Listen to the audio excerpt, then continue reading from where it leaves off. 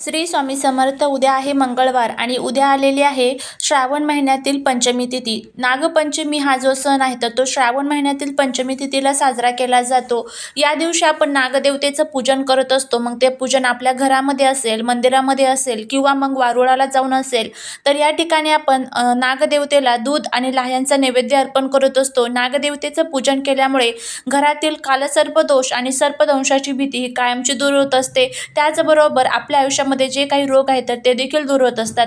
नागदेवतेला सर्वोच्च स्थान आहे, कारण भगवान विष्णूंनी नागावरती विराजमान आहेत आणि भगवान शंकरांनी वासुकी नागाला त्यांच्या गळ्यामध्ये धारण केलेलं आहे. तर नागपंचमीच्या दिवशी आपल्याला ह्या जो 2 तासाचा राहू काळ आहे तर यामध्ये चुकूनही आपल्याला पूजा करायची नाही. या काळामध्ये जर आपण पूजा केली तर याचे अनेक दोष आपल्याला लागतील.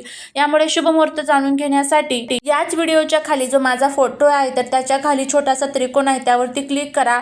संपूर्ण माहिती त्या ठिकाणी तुम्हाला मिळून जाईल. कशा पद्धतीने पूजन करायचं आहे, काय करावे, काय करू नये, कोणत्या काळात पूजन करायचे नाही, संपूर्ण माहिती. श्री स्वामी समर्थ.